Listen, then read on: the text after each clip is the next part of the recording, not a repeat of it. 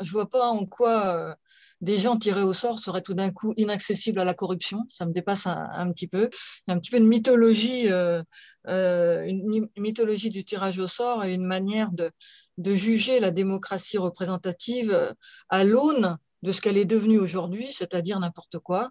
C'est un petit peu injuste et caricatural. La question fondamentale étant toujours quel est le moyen de légitimer les pouvoirs publics? Quel est le mode de légitimation des pouvoirs publics? Si on n'a pas un mode de légitimation des pouvoirs publics qui correspond et dans lequel, enfin, qui correspond à tout le monde et dans lequel chacun se reconnaît, on a des risques que finalement les décisions publiques ne soient pas perçues comme légitimes et que donc elles ne soient pas appliquées.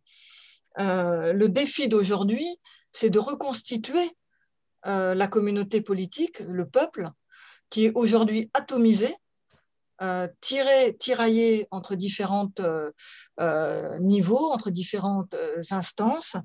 Et il n'y a que le processus électoral qui peut permettre de reconstituer cette communauté politique qu'est le peuple. Alors, en France, on a toujours hésité depuis le début, entre le pouvoir personnel avec Napoléon, De Gaulle, et les expériences plus collectives sous la Révolution française, par exemple. Euh, Aujourd'hui, on sent bien que c'est les tentatives, c'est les tentations autoritaires et personnelles qui dominent un peu dans les institutions. Euh, et il faut réactiver les visions collectives du pouvoir, les visions partagées du pouvoir. C'est pour ça que je crois beaucoup à la commune. Je pense que les communes ont été le berceau de la démocratie en France depuis pratiquement 1000 ans, puisqu'on a déjà les premières bases sous Philippe le Bel. Enfin, ça ne fait pas 1000 ans, ça fait 700 ans, mais enfin quand même.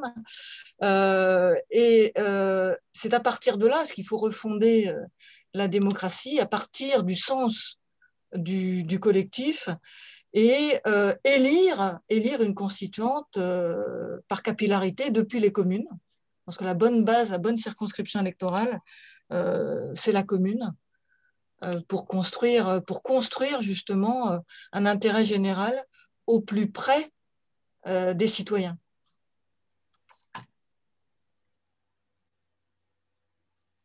Loïc Blondiau, peut-être quelques réactions?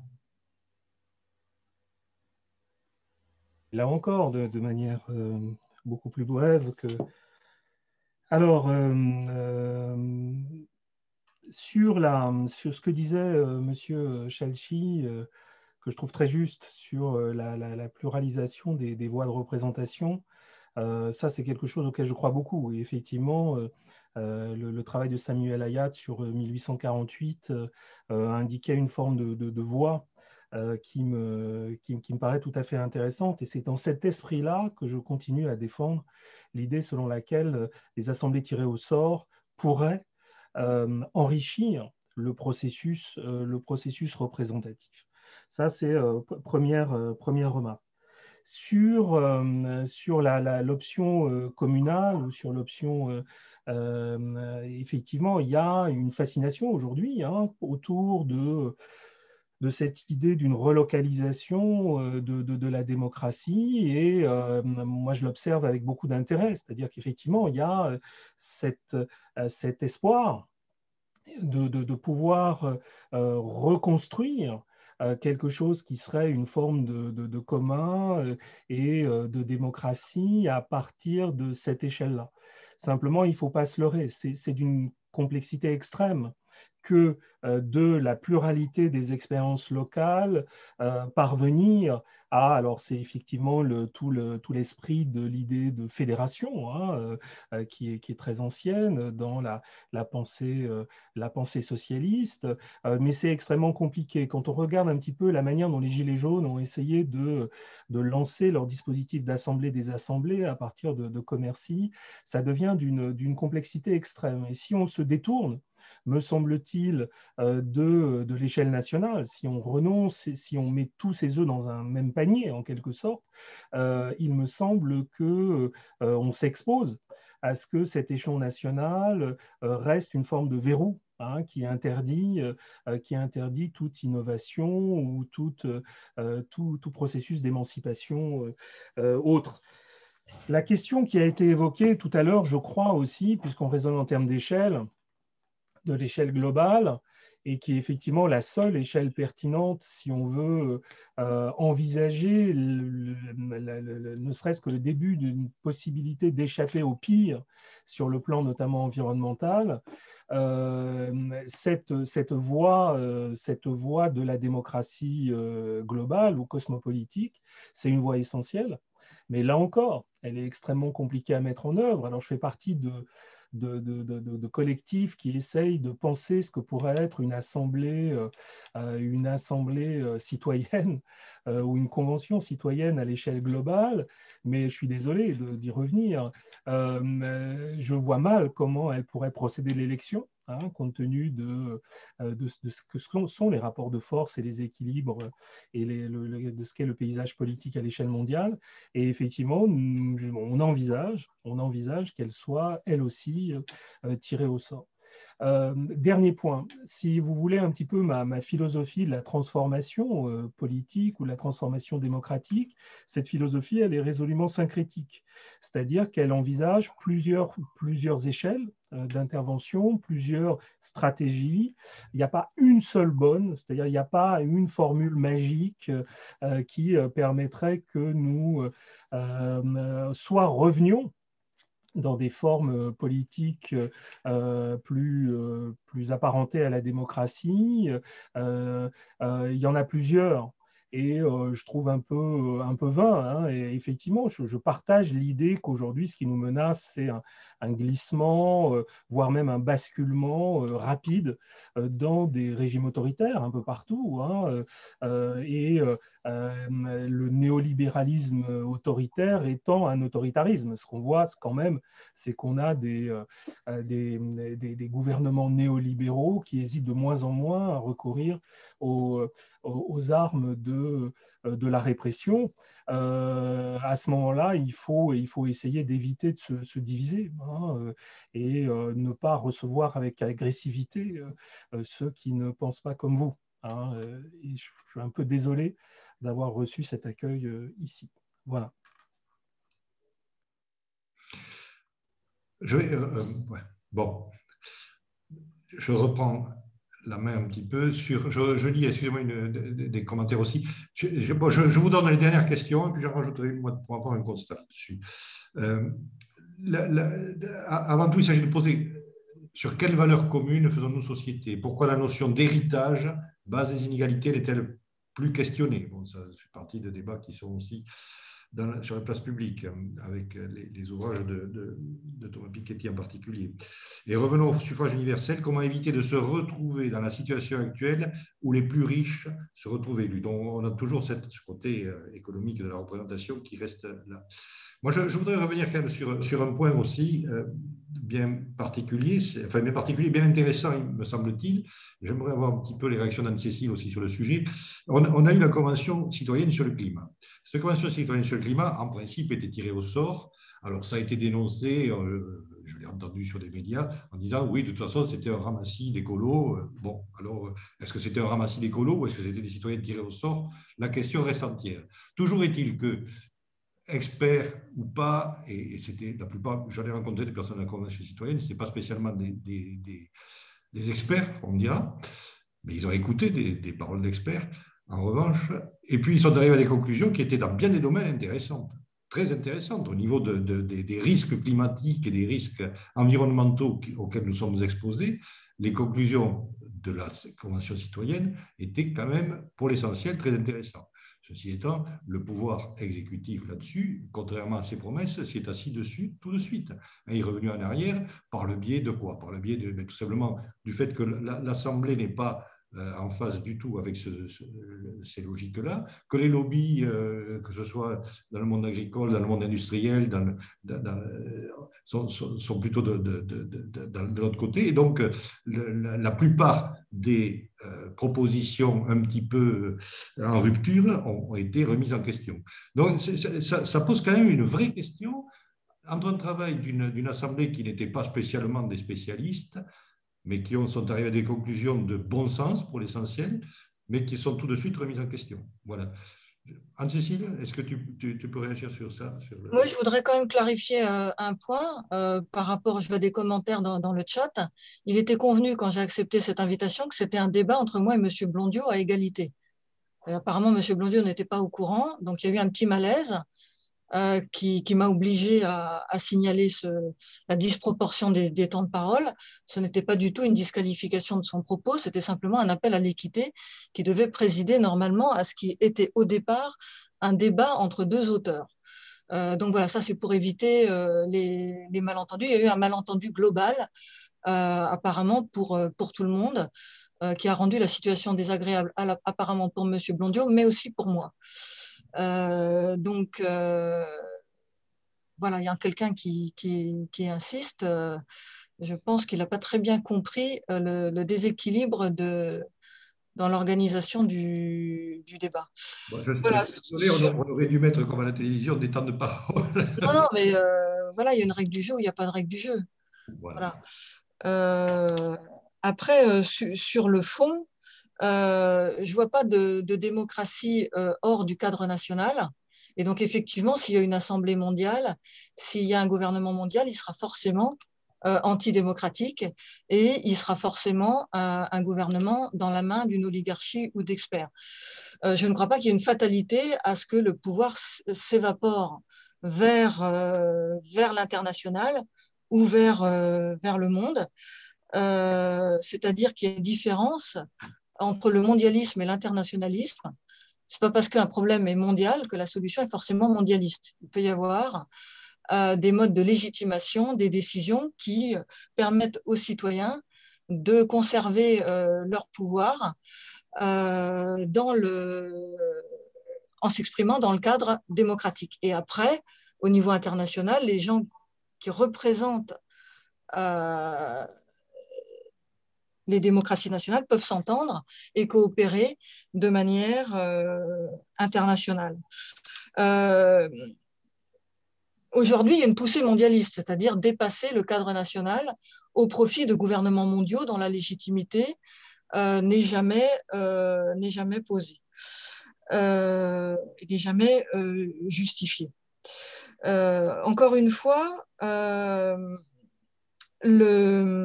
l'important aujourd'hui, c'est de renouer avec une démocratie pleine et entière.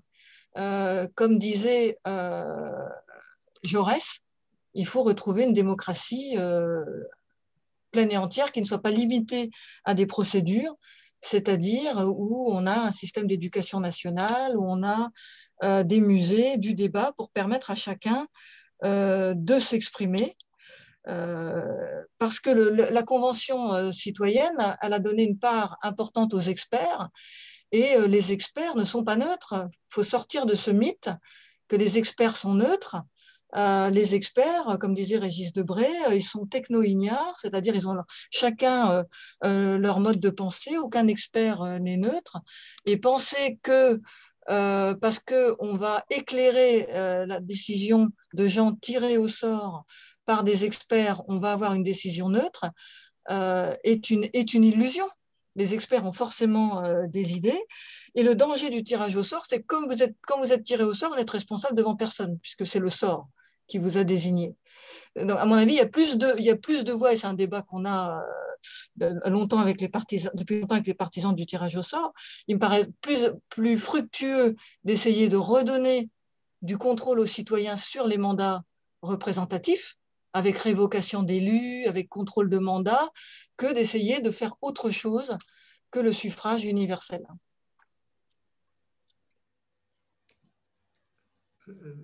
Brice Blondiot, peut-être une réaction?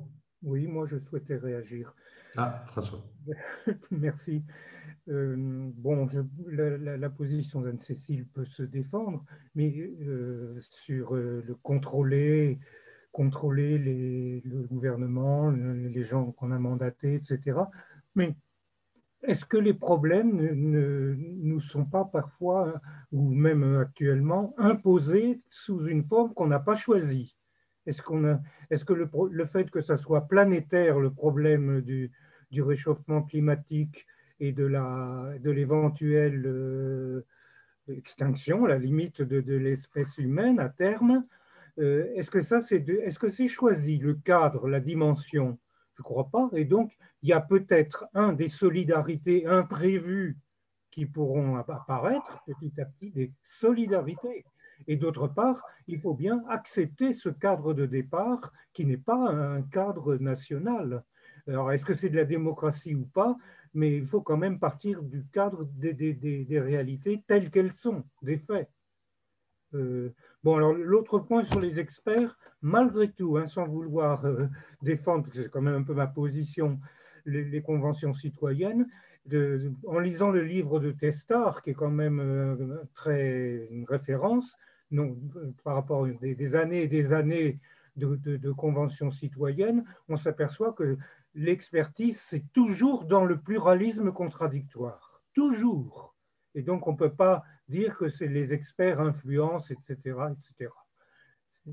Alors évidemment, ça pose la question, qui les fait venir, qui anime une convention citoyenne? Ça demande beaucoup de garanties, de contre-démocratie, comme on dit, pour vérifier tout ça. Mais au niveau du principe, c'est de l'expertise contradictoire. Moi, je veux bien, si vous me le permettez, intervenir là-dessus, puisque j'ai accompagné la Convention citoyenne pour le climat pendant plusieurs mois, et effectivement, les choix d'experts, j'y ai participé. Il est évident que ça n'a pas de sens de mobiliser des experts si on ne le fait pas sur un mode contradictoire. Et c'est exactement ce que nous avons fait, et ça fait partie des critères substantiels de légitimité de ce type de dispositif. Par ailleurs, l'argument de la responsabilité, c'est un argument valide, hein. Les citoyens, effectivement, parce qu'ils sont tirés au sort, ne sont pas responsables. Et c'est ce qui justifie qu'ils ne prennent pas la décision, parce qu'ils ne prennent jamais la décision dans l'architecture qui est envisagée lorsqu'on pense au recours à des assemblées citoyennes tirées au sort. Donc, ils ne prennent pas la décision. Mais eux-mêmes, se sont sentis responsables. C'est-à-dire qu'il y a eu une prise de conscience d'abord de l'importance du changement climatique. Hein, ils l'ont dit, hein, on a reçu un choc, on a reçu une claque, et ils se sont placés d'eux-mêmes parce que c'était un collectif diversifié, parce que finalement, ils se sont sentis une responsabilité qui était très forte, voire même écrasante. Ils ont pris leur responsabilité. Et en fait, leur légitimité, elle naît d'un certain point de vue, de cet engagement qui a été le leur pendant plusieurs mois, et qui a fait qu'à la fin du processus, ils ont essayé de rester en collectif pour défendre leurs propositions. Donc, d'un certain point de vue, oui, certes, dans l'idéal, la délibération, elle devrait inclure tous ceux que la décision concerne. Et c'est un horizon, évidemment, normatif qui doit être recherché. Et ce qu'on a peut-être manqué avec la Convention citoyenne pour le climat, c'est justement l'articulation entre cette délibération d'un petit public avec des possibilités de délibérer pour ceux qui étaient à l'extérieur. Il y a effectivement une limite intrinsèque à ce type de dispositif. Mais le fait qu'ils aient eu le temps de s'informer, qu'ils aient eu le temps de discuter, qu'ils l'aient fait dans un cadre extrêmement rigoureux d'un point de vue procédural, qui évite que la parole de certains soit écrasée par celle d'autres. Hein. C'est-à-dire que dans la vie démocratique réelle, les phénomènes de leadership d'opinion sont extrêmement puissants. Me fait penser que ce que produit une assemblée citoyenne tirée au sort mérite d'éclairer la délibération qui sera effectivement aussi le fait des assemblées élues sur un sujet. Moi, j'essaye de croire qu'on peut être à la fois pour le tirage au sort, penser que l'élection reste une des modalités centrales de la décision, et être aussi pour le référendum et l'initiative citoyenne, parce que quand ça se produit, cette délibération à l'échelle de tout un pays, c'est ce qu'il y a de préférable, en fait, au fond. Hein, et c'est ce que nous visons tous. Mais ce qui est extrêmement compliqué dans la réalité du fonctionnement de nos démocraties. Dernier point, une des questions qui entrave la démocratie dans notre société, c'est évidemment la place, la disponibilité, l'absence de disponibilité des citoyens pour penser, débattre, s'informer sur les questions politiques. Le fait qu'on ait façonné cette société de façon à encourager les rôles de producteurs, de consommateurs, et pas du tout le rôle de citoyen, constitue une entrave majeure. Ce que permet un dispositif comme l'Assemblée citoyenne tirée au sort, sur une durée relativement longue, c'est d'affranchir les citoyens de leurs autres tâches. On les indemnise, on abaisse les coûts de l'information et de la participation, et ça me semble extrêmement précieux. Alors évidemment, ça ne peut pas se substituer au reste de la démocratie, mais pour moi, c'est quelque chose qu'il faut encourager à toutes les échelles sur le maximum de décisions possibles. Voilà. Et je vous remercie pour votre patience. Merci à Loïc Blondiau. Bon, on va prendre un petit peu cette intervention comme un peu la conclusion. Ça y a même de façon à laisser Anne-Cécile conclure aussi, vu qu'on est juste dans les limites de temps. Voilà, on a dit 19h30, donc on va essayer de se tenir là. Anne-Cécile, tu veux peut-être rajouter un petit mot de conclusion. Juste un mot là, par contre, François Chalchi t'a demandé de partager la référence de l'ouvrage que tu as cité. Donc, si tu peux le mettre dans le chat. C'est Julia Cagé, Le prix de la démocratie. Et l'autre, de Samuel Hayat, ça, je ne sais pas. Et sur la Révolution, ça s'appelle « Quand la République était révolutionnaire ». 1848, c'est paru au Seuil. C'est sa thèse sur la Révolution de 1848. Quand la République était révolutionnaire, 1848. Merci. Anne-Cécile, un petit mot pour conclure. Là. Oui, concernant les exigences d'un débat rigoureux et serein, je ne vois pas en quoi on ne peut pas l'organiser dans le cadre du suffrage universel. Le 29 mai 2005, la campagne pour le traité constitutionnel européen a montré que quand on s'en donne les moyens, on peut très bien, dans le cadre du suffrage universel, avoir un débat sérieux sur des sujets compliqués. Donc le fait qu'on cherche autre chose indique pour moi une volonté de remettre en cause la légitimité du suffrage universel. Et même si ces conventions ne décident pas, leur verdict constitue une pression exercée sur le suffrage universel qui me paraît tout à fait illégitime. Quant au choix des experts contradictoires, on a bien vu avec le résultat de la Convention citoyenne qu'on pouvait très bien d'abord définir qu'est-ce que c'est qu'une contradiction d'experts. Ça nécessite bien un choix entre ce qu'on estime être la contradiction et donc une sélection entre des voix et des pensées dont on admet qu'ils sont dans le périmètre de la discussion contradictoire. Donc, et cette idée de tri me semble profondément antidémocratique et dangereuse. Et la seule manière d'avoir une vraie démocratie qui légitime la décision publique, c'est de renouer avec une ambition du suffrage universel, exigeante, pluraliste et ouverte.